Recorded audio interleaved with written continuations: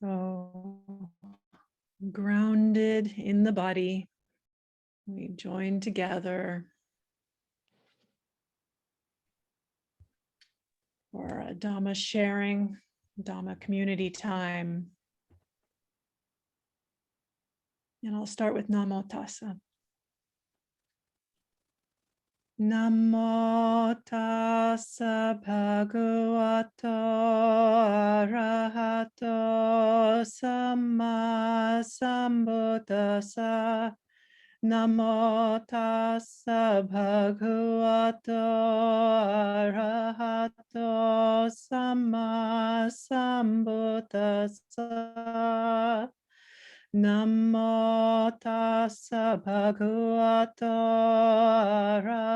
Arahato Samma Sambuddhassa. Buddhang Dhammang Sangham Namasami.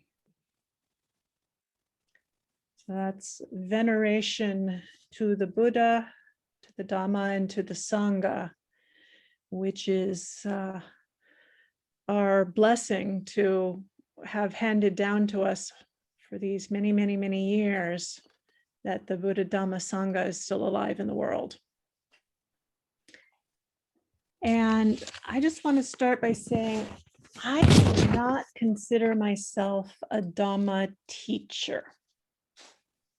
I am a monastic. I have the great fortune to be able to live with the Dhamma front and center, not just from my own intention, which I know many of you also hold, but structurally, that my environment is set up, my life is set up to really support that. So I come to you today from that space of support, but as a Dhamma practitioner, as you are. And I'm hoping today what we will have is a exploration together into this topic of the qualities that bring people together. And I don't remember exactly what my title was when I gave it to Sangamita, but these qualities that we could be talking about can be used in many, many ways. This first sutta I want to bring forth could actually be the Buddha's advice on how to win friends and influence people. So starting from that perspective, we can then work our way into how these qualities are a support for practice and for Dhamma community, and why might we want to do that? Okay, so the first sutta is from Anguttara Nikaya. It's 824, and it's the sutta about Hataka. So Hataka was a wealthy man in Alavi. And so Hataka of Alavi, surrounded by approximately 500 other lay followers, went to the Blessed One. On arrival, having bowed down to the Blessed One, he sat to one side. As he was sitting there, the Blessed One said to him, "Large is your following, Hataka. How have you won over this large following?" "Lord, I have won over this large following through the 4 grounds for the bonds of fellowship taught by the Blessed One. When I know that this person is won over by giving, then I win him or her over by giving. When I know that this person is to be won over by kind words, then I win them over by kind words. When I know that this person is to be won over by beneficial help, then I win them over by beneficial help. When I know that this person is to be won over by consistency, then I win them over by consistency. Awed by the wealth of my family, they regard me as worth listening to, which would not be the case if I were poor."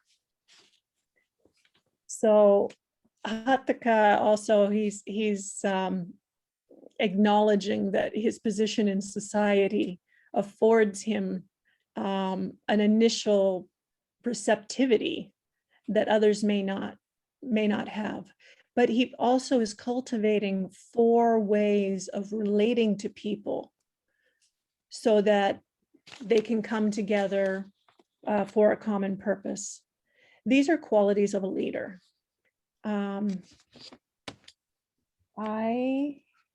am looking, let's see. These are qualities of a leader who wants to have inclusivity, who may become beloved, and let me see, and bond people together in unity or principles for helpful integration. But the sutta doesn't stop there. So Hataka has taken from the Blessed One this teaching of 4 ways, and some of these were mentioned in our earlier discussion, 4 ways of meeting other people into a common purpose. And one of them is dana, or generosity, which was mentioned. Another is piyavacha, which is kindly speech or dear speech, endearing speech. The third, atacharya, and that's useful or helpful actions. And the last one is samanatata, which is that impartiality, or I think this translation called it consistency. So a consistency in your treatment of others. You don't create like a caste system out of the people that you are relating to. So in this sutta, the Buddha does his normal response of, oh, good, Hataka. It's very good that the means by which you have won over a large following. And he goes through those 4 things again. Then, having been instructed, urged, roused, and encouraged by the Blessed One with a talk on Dhamma, Hataka of Alavi got up from his seat, bowed down to the Blessed One, circled him, keeping him on his right, left. And not long after he left, the Blessed One said to the monastics, remember Hataka of Alavi as being endowed with 8 amazing, astounding qualities. Which 8? Hataka of Alavi is endowed with conviction. He is virtuous. He has a sense of conscience. He has a sense of concern for the results of unskillful actions. He is learned. He is generous. He is discerning. He is modest. Remember Hataka of Alavi as being endowed with these 8 amazing, astounding qualities. So when Hataka was present, the Buddha praised him for saying, yes, you understand the ways of leadership, the ways that you can bring people together. The 4 ways that you have said indeed are ways of bringing people together. Yet what he remembers this man bringing to that togethership are these 8 qualities that are internal to Hataka himself: the conviction, the generosity, the concern.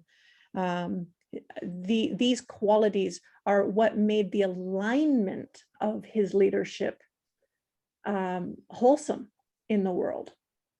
So I'd like to open this up and have people unmute themselves and have us talk a little bit about the qualities, how they can be used in wholesome ways, and what kind of group we want to be involved with. Where is the belonging we want to create in the world as Dhamma practitioners? So let's see. What kind of, are we, Sangamita, is it a gallery view, or what is it you're looking at? What is it? I've pinned you. You pinned me. Yeah, because we're recording it. Yeah. Great. So I just want to let people know that your voices will be heard on the recording, but your faces won't be shown. So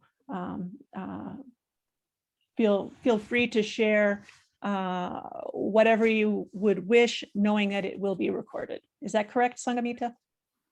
Yes. Okay. So I'm not too sure if little tiny pictures show up or if it's just your picture, but yours will be the large picture for sure. Yeah. Okay, great, great.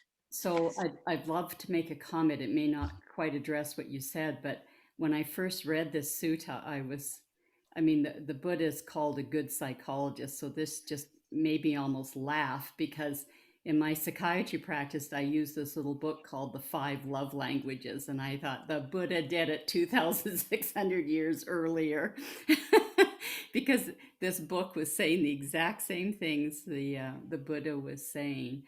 And yeah, so I think it just really speaks to inclusivity, that different people feel loved or feel welcomed or whatever in different ways. And so it's important not to just always be doing your way of feeling welcomed or loved or included, that you understand that there are other methods, and know what helps the person that you're in interaction with. So especially that applies to people you're living with. But yeah, I found that little book really helpful, and I just had to laugh when I read this sutta. Absolutely. That I don't remember those off the top of my head, but basically that book is saying, if you see someone who feels loved by receiving gifts, then give them gifts. If you see someone who feels loved by you saying kind words to them, you say kind words to them. And if the person is one who wants kind words and you keep giving them gifts, the attraction's not there, the connection's not there. And I do think that's what the Buddha is saying here is, yes, you're discerning what is it that touches that other person, so that there is a relationship that they want to keep. Because these in this case, he's talking about followers. In that book, it could also be couples or groups, that type of thing. So this book has come up before in this conversation. What do you recall what the five languages are? Those are two, the gifts, the the words of recognition, acts of service, touch. The Buddha, I don't think, mentioned touch, but touch was one of them. And then there's one more. Can anybody remember what the fifth one is? Yeah, it's escaping me at the moment. Right, but the first three you named are the first three right here. Yeah. The generosity, the kind speech, and the beneficial actions. And this sutta did not resonate with me at all when I was a layperson. I looked at it and I thought, well, I'm not really wanting to be a great leader. Thank you. Not so interested. But I came across these same four qualities recently, which is how I came back around to this. I was looking up the suttas that had that phrase, looking on one another with kindly eyes, which to me, now that I'm in monastic life, I see the real value of embodying qualities and characteristics that bring together people in a wholesome and healthy way. And so I was looking in the suttas for the phrase, let's see if I've got it here, kindly eyes. Seemed to me missing that particular snippet. But essentially it's that in any assembly, the ways that you are relating are out of this spirit of goodness, and you look on each other with kindly eyes. And it turns out that phrase appears quite a bit, like 50 something times throughout the suttas. But there's only one sutta where kindly eyes also appears in another context. And this is in the Niyyanika number 30, the marks of a great man. And it describes these marks that are supposedly on the body of the Buddha, such as soft hands, soft feet. And that softness comes from his many lifetimes of practicing with kindly eyes. And then the other one, that one is these characteristics, these 4 characteristics. The kindly eyes one was another, the quality of his actual eyes, and that he had eyelashes like a cow, which means he had beautiful long eyelashes. And in that one, it says, when looking at others, he didn't glare, look askance, or avert his eyes. Being straightforward, he reached out to others with straightforward intentions, looking at people with kindly eyes. So we can embody these characteristics of looking at people with kindly eyes so that we, in our next life, have beautiful eyes. We can try to embody these 4 characteristics: the generosity, the kind speech, the useful actions, and the impartiality. So we have soft hands, or we can do it because we are actually embodying the characteristics of a bodhisattva, that we are striving for the qualities in ourselves that lead to awakening. And this is where that's why the sutta did not, the one I read first, didn't resonate with me, because I thought, well, I don't want to be a worldly person who's in a leadership position. Because if you go look at, what is the author, who's the author of that Win Friends and Influence People, Carnegie or something like that? I'm not remembering. I think it actually is quite a good book. It's just, really focusing for any, whether you're the prime minister or a president or a CEO or the head of a nonprofit organization or just your local 4-H club. Do they have 4-H in Canada? I don't know. Yes. Okay. So I'm curious what people think about developing these qualities specifically for the purpose of Dhamma friendship and Dhamma expression in the world. Anyone else would like to unmute and share?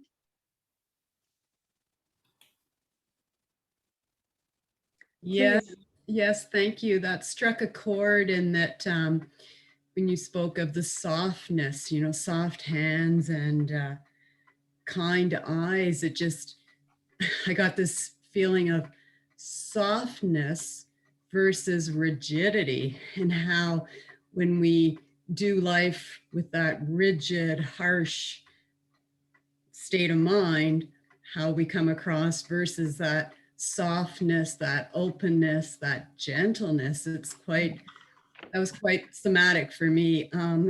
Yeah, the confidence. And I think too, to know what the recipient needs versus, like when we spoke of gifts or kind words, and I'm thinking, well, how will I know what that person resonates with? Well, it's by the compassionate listening, that the listening quality, and needing to do that listening quality so I can tune into what would best serve the needs of that person in the moment.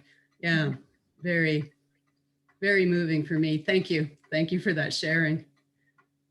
I think that listening that you're talking about is what makes the shift from, because piya vacha, or dear, endearing speech, could just simply mean platitudes. It could just simply mean you make a good infomercial and they buy it, But when we are actually doing it with that listening, that's why deep listening is one of the qualities that I feel needs to be present for good connection in Dhamma practice. And that gentleness, the knowing what they need, if we gently are inquiring what they need, both with the mouth asking, but also with the eyes and with the being awareness with. It's our mindfulness practice in action. And that's where I feel like the Dhamma starts to be an embodied experience, not just in myself, but in relationship.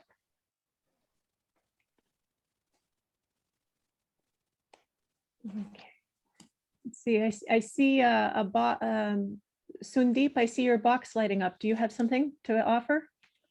Yeah, I was going to say, I'm kind of adapting to all this new stuff of meditating, being in the present. One thing I find when I see people or when I'm talking is automatically, obviously, the mind starts talking as well. So I'm not even hearing them. And then second, I also feel like I get guarded right away. So all of a sudden my security gets, like, oh no, I don't know what they're about. So I got to close up. So just being in a space of opening up first, being like taking a breath, stopping the mind, and then opening my heart up, then the intuition comes out of what is needed in the situation more clearly, I find. But it's this constant opening that I have to do when I'm around people, which is not there as much when I'm by myself, which I'm finding. When you say it's not there when you're by yourself, are you saying that you're aware of the need for the openness when you're with another to be able to relate? Yeah. But not applying it yet in your meditation practice? Am I picking that? Or I'm already there when I'm by myself, I guess, because it feels like I don't have to do that. I'm just already, kind of in that space. But when somebody comes, I feel like my space is a bit off then, and I have to realign, and it's a little bit harder. So then it's just kind of trying to find that center again and be there, and then not seeing the filters of what we think the person should be, so like not letting those start building up and stop them, and then just actually see that soul. Yeah. Yes, absolutely. So some of us are going to find that the listening internally and being with and knowing what the needs are internally is something we've already built skills in. And then we need to figure out what the spatial relationship is, literally spatial, as well as the space of our relationship with others, and how to stay within that knowing state that we have for our own needs and be able to share that and listen for it in the other. And other people are going to be already outward leaning and attuned to what they need and have forgotten that there are things going on right here in this body that need care and attention, and that the mindfulness shouldn't leave this one out of the picture. So I'm not going to take a poll, but you can look for yourself. Are you already largely more or slightly more integrated in your own mindfulness of your own awareness of needs? And you need to figure out that relationship when taking someone else's needs into account. Or are you so far forward into their needs that you need to come back and balance here? Because awakening and liberation, when we're talking about it in the many ways of talking about liberation of the mind on the path, but also the liberative experience that many of us are aiming for in our world. That there's equity and inclusion and diversity in our world, and that people have their basic needs met. In both of those ways of using that word, we need to figure out, are we leaning in too far? Are we pulling back too far? And how are we relating? Is both our listening and our speaking beloved, dear, endearing, and also aligned?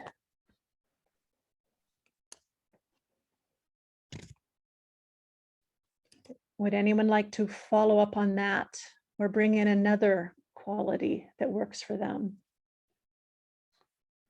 Please, Leslie. I find it very challenging in the path because not only are we working on all these qualities, but we're also purifying our karma, which might have some pretty unpleasant qualities within it. So, there's something encased in me in particular from a trauma. And as I go through it, it's all got all the fight, flight, freeze components, which is not pleasant. So trying, like even at work, I'm a physician, I'll have days where my mind is pretty clear, my heart is open, and I can function quite well. And other days where I'm going through a layer of maybe anger or fear, and I have to still do my job and kind of contain that part of myself that's working on purification, and see that that's part of my filter when I'm approaching even something as straightforward as a patient. Well, they're not straightforward, but that combination is challenging. And sometimes I really get it and sometimes I don't. But fortunately, my patients have been with me a long time, so I can apologize, which I had to do yesterday, which I was happy to do yesterday as I realized I had breached because I'd allowed my own emotions around her choice not to get vaccinated and wanting to be an Uber driver at the same time. I got upset about that.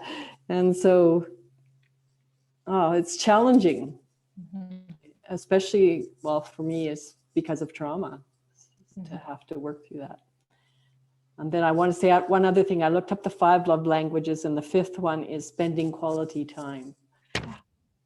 Yeah. Thank you. Thank you for all of that. Yes. And I would count this type of thing that you're doing in this group as quality time for sure. And I hope that you can see this group as an expression of love, a love of the Dhamma and a love of people living in that Dhamma.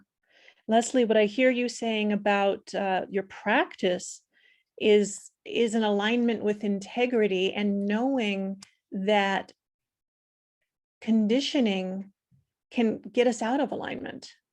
And trauma is a big conditioning. And we're all conditioned beings. The patients are conditioned beings. The doctor is a conditioned being. This is true in our Dhamma circles. This is true in our political landscapes. This is true in our family situations. We're all conditioned beings. And as we come to relationship, we have to remember our own traumas and the traumas of others are informing how they're showing up. And a lot of space for that, and the going back into what is the experience and how do I take care? For me, I often use the phrase, what is the kindest thing right now? And sometimes it is to close in a little bit, to protect, to actually, someone else mentioned the word unguarded. And I think that's when we are completely able to be open in that role of mutuality. We can be unguarded. And then there's a wisdom in our body that says, right now, I need to be a little guarded. And this is a discernment. It is not outside the Buddha's teaching to know when to hold something precious and close here, to care for it so that we can more wisely relate. Even the Buddha would give a short teaching and his back would just be hurting. And so he would say, I'm going to go lie down. Ananda or Sariputta or whomever, please continue. So the Buddha also exemplified self-care. And in our modern world, we can't always just go lie down or go attend to our own inner experience. But when we overstep, we can apologize. And we can also acknowledge, I'm coming from this social situation and background. And in professional life, I know, particularly with psychiatrists and other caring professions, social workers and whatnot, you have professional boundaries that you need to be really in care with. But that's why we also have groups like this to be able to acknowledge the traumas that we're living out of. I've experienced this recently. There's been a scandal going on, nothing too scandalous, but a scandal. And in that, I wanted to show up as a kind of a peacekeeper. I wanted to show up as a let's have a conversation and community building. And I realized that something was triggered within me, and it was making it very hard for me to be all in that conversation. And I'm still working out how to acknowledge what's going on here so I can show up there in a better way, because we are able to get to the common values of protection of the Dhamma, of integrity and alignment with the Buddha's teachings. But some of the interrelational things that help us to lead and follow and be with come out of our conditioning, and we need to acknowledge it, because it's going to be a hindrance for our own awakening, and it's going to be a hindrance for the Sangha being able to act together if we don't talk about those things, how they're embodied in us.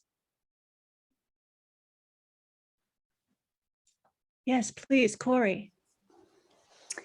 My internet connection's not great, so I apologize for that. Leslie, thank you for sharing that. What you said, I think that's great. My partner's going through some stuff similar to what you were mentioning, so I appreciate what you said. I'm listening to a talk right now. I wanted to share two things. Is that Gabor Mate is doing a series right now online. There's a new movie out that he's done called The Wisdom of Trauma. And so it's just, I find it's a fantastic series. I just wanted to share that. Gabor Mate, Wisdom of Trauma. And the other thing I wanted to say is I'm really looking forward to the Mass coming down, because it's hard to see kindly eyes with people. I've tried to send out those kindly eyes with the COVID Mass, but I find it really hard. So the one thing I got from the series of The Wisdom of Trauma is just smiling. And so I've really missed seeing people smiling at each other and feeling that support, because I don't really feel like that we've been able to do that at all, to support each other, even with the masks on. So I'm looking forward to that. Mm. Oh, I really hear you on that one. Yeah, the masks have put more of a barrier between us than we really realize. I have found myself, it's going to be interesting coming unmasked out into the world, because I've been taking advantage of the masks. I can have the mask on and you can't see that there's a big grin on my face because when we go on alms round, it's like the heart, the smile is so there. And I've been told, oh, that's not big grins are not appropriate for monastics. You should look more restrained. So I've been enjoying being able to just grin away, and I'm going to have to try and tone it down to a more appropriate. And I think that, oh yes, okay, so Corey says grin away. I think that the smile that is part of that fifth language of love that didn't make the top hits for the Buddha. It's touch. We smile with our mouth, our kindly eyes. That is a language of love. That is how we touch each other without the physicality of tactile contact. And when I came into monastic life, I was told to learn to hug with the heart. And so that has put me in good stead with the COVID, is that as there are visitors and we're six feet apart, since I'm now not doing a lot of hugging in monastic life, to learn to hug with the heart. And I'm hoping that more people have started to embrace that practice, because you can do it with anyone. You can do it walking down the street. You can do it in your meetings. I'm really trying to make that connection with the kindly eyes, with the smile, with the hugging with the heart. And it allows me to be unguarded with the protection of metta. So the metta is creating we talk about a field of metta. Everyone's familiar with that word, loving kindness, loving friendliness. So to me, this is another quality, that metta quality, and it came up a little bit in some of the words that people brought in at the beginning, the friendly kindness, the kindness, embracing difference, but just embracing, being able to embrace difference, being able to embrace sameness, being able to just embrace what is. So not a quality that we may find if our aims and goals are capitalistic or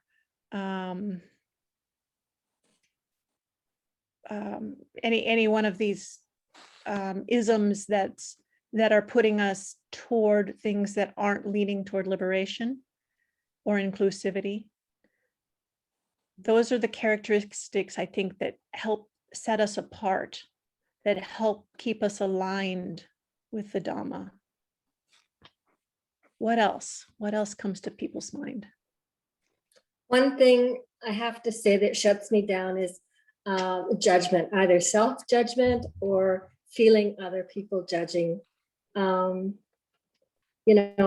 can go in with an open heart, but as soon as I feel those critical thoughts come up, either in my mind or getting a feeling of being judged by someone else, it shuts me down, and I realize it doesn't go anywhere, but I don't know how to fix that, because it's really hard in 20 seconds to get the metta going again and to unguard myself.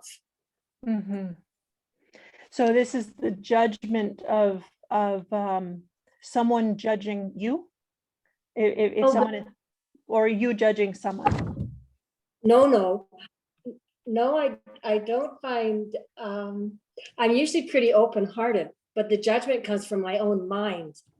I'm judging myself, plus then I have, depending on what someone says or how they look, I can take that and make it into a great story about judgment. So yeah, indeed, our minds do that. Our minds are conditioned to be judging. It's part of our survival. And society judges too. We're brought up to judge things, judge how we dress or what we eat. I don't know. It's all over. Yeah, we're conditioned biologically and sociologically. I'm not quite sure. And what we're judging actually changes over time based on the commercials we're watching, the channels we're taking in, and what we're feeding in our own mind. I just want to check. We've got about 5 more minutes. Is that correct, Sanghamita? Okay. I'm going to do something of throwing in a whole nother sutta that will be your takeaway. That because what Sharon is raising here is really important, and it's kind of come up a little bit in the qualities other people have talked about as well.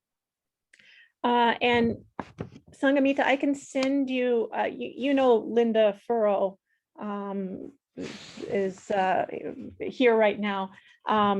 She kindly put together Anguttara Nikaya 5, 151 through 153. And so she merged these 3 suttas into one. Because each one of them had 5 qualities, but they kind of overlap, and they make 10 qualities. And these are the qualities for when we are showing up like to a Dhamma talk or a Dhamma conversation or just the Dhamma in general. But I want to bring it up because what Sharon's talking about this judgment. In this version, let's see which one I'm going to use. I'll use Bhante Sujato's. He uses the word disparage. So kind of a strong judgment, but it's got a flavor. So I'm just going to read it through, and that'll be our kind of closing. And you can take this away and see how it meshes with the qualities for groups and yourself showing up to the Dhamma. This is the inevitability regarding the right path.